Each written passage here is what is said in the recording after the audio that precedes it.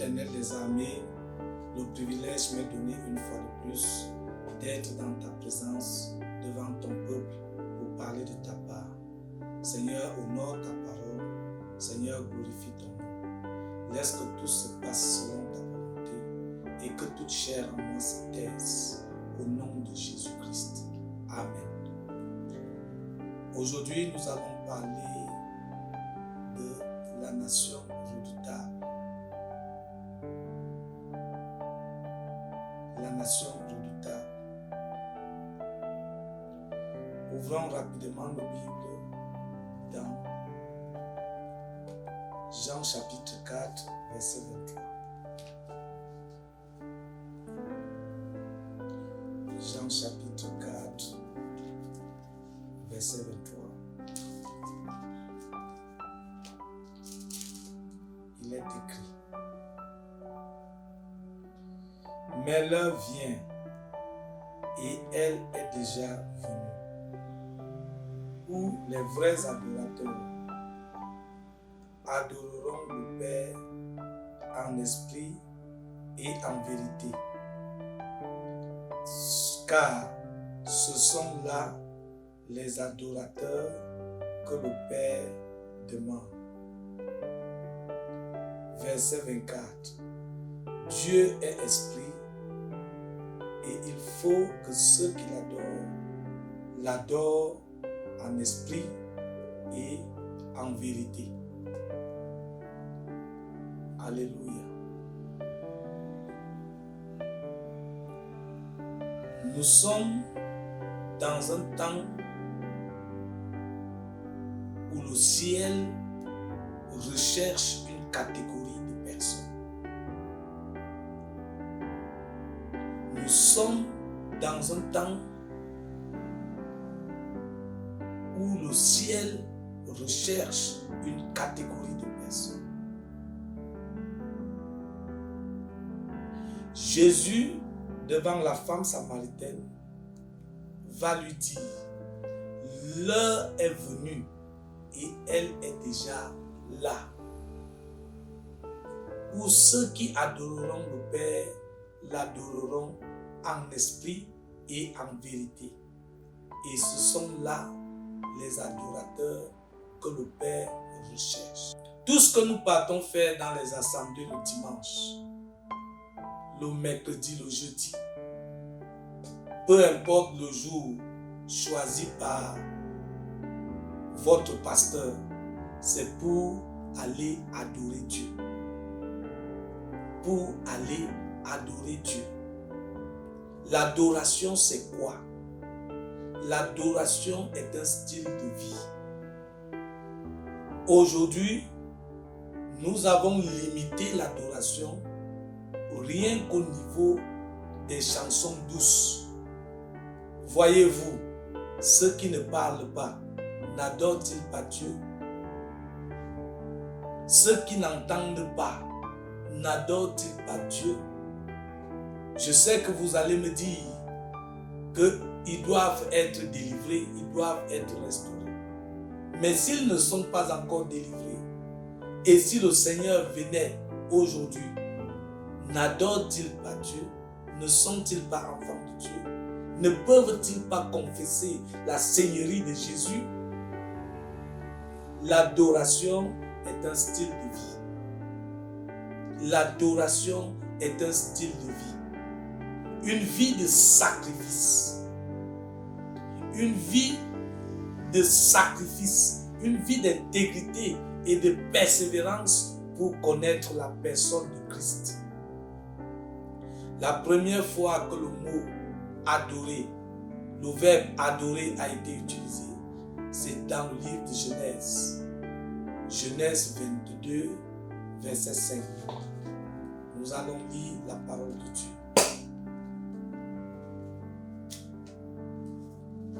Genèse 22, verset 5.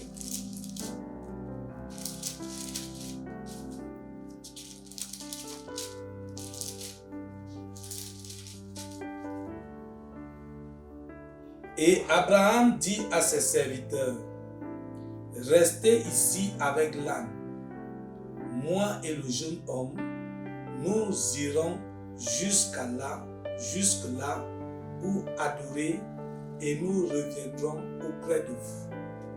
Abraham dit à ses serviteurs, moi et le jeune homme, nous irons jusque-là pour adorer et nous reviendrons vers vous. Qu'est-ce qu'Abraham partait faire avec Isaac sur la montagne? Dieu ne lui a pas dit, Abraham, viens m'adorer. Mais l'esprit d'Abraham a reçu la révélation que le sacrifice qui lui était demandé par Dieu était un acte d'adoration. Parce que ce que Dieu demande à Abraham, c'est sacrifie-moi ton fils, ton unique, sacrifie-moi Isaac. Abraham montait sur la montagne, sur la colline pour sacrifier Isaac. Mais son esprit reçoit la révélation. Il dit à ses serviteurs, moi et l'enfant, nous irons jusque là. Nous allons adorer et nous reviendrons vers vous. L'adoration est un sacrifice. C'est le sacrifice de ton corps. Parce que hier, c'était le sacrifice des boucs, c'était le sacrifice des animaux. Mais aujourd'hui, Dieu veut que tu lui offres ton corps en sacrifice. C'est le sacrifice de ton corps.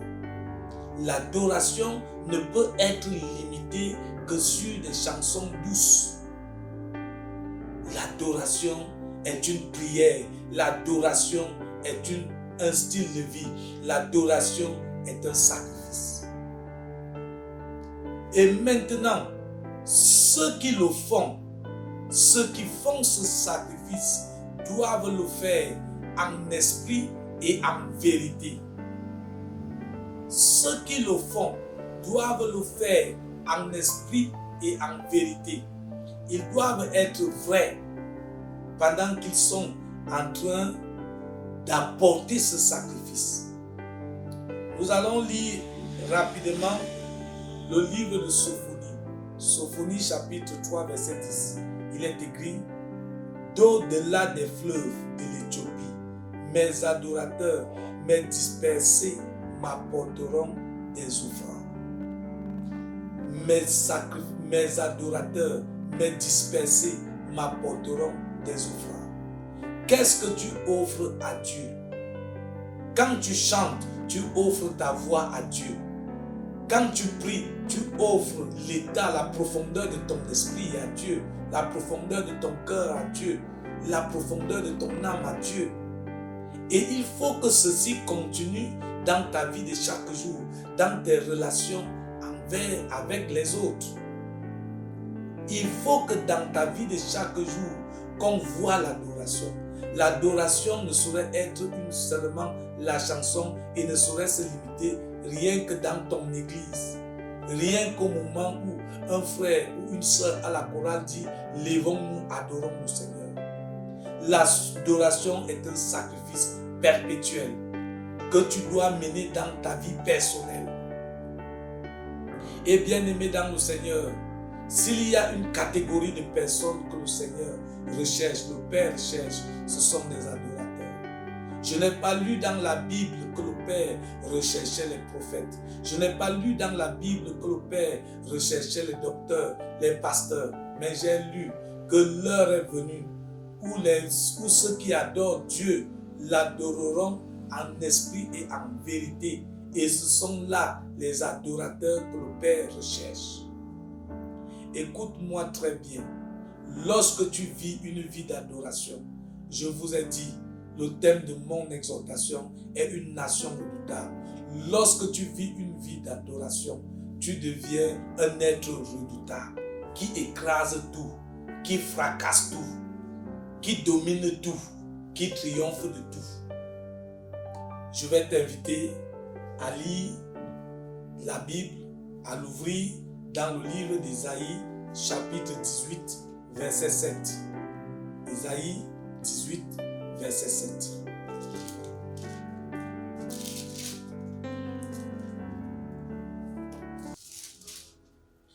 Ésaïe 18, verset 7 dit, en ce temps-là, des offrandes seront apportées à l'Éternel des armées par le peuple fort et vigoureux, par le peuple redoutable depuis qu'il existe, nation puissante et qui écrase tout, et dont le pays est coupé par des fleuves.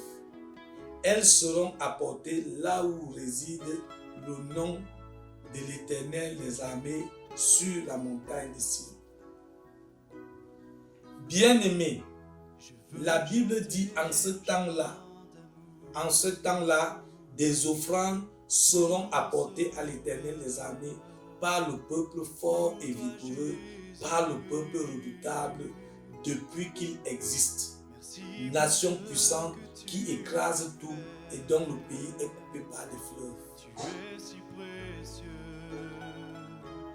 La Bible dit que les offrandes seront apportées à l'Éternel par une nation vigoureuse. Tu es une nation vigoureuse parce que je sais que tu es un adorateur. Bien-aimé, et même si tu ne l'es pas encore, attelle-toi, donne-toi ce défi d'entrer dans l'arène, d'entrer dans le groupe des adorateurs. Donne-toi ce défi d'être un adorateur, cette catégorie de personnes que l'Éternel recherche. Sois cette nation qui écrase tout, cette nation puissante, cette nation vigoureuse, forte. Je veux te dire, lorsque Paul et Silas avaient été arrêtés, ce que leurs oppresseurs n'avaient pas compris et ne savaient pas, c'est que Paul et Silas étaient cette nation vigoureuse, cette nation puissante qui écrase tout. Alors, ils les ont jetés dans une prison. Et la Bible déclare, au milieu de la nuit, Paul et Silas priaient et chantaient des louanges à Dieu. Et les autres prisonniers les entendaient chanter des louanges à Dieu.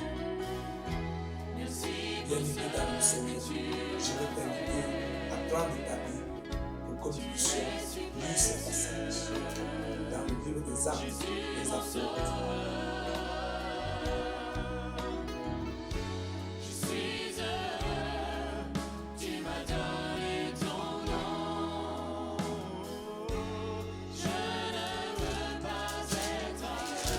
Chapitre 16. À partir du verset 27. Nous pouvons même commencer au verset 24.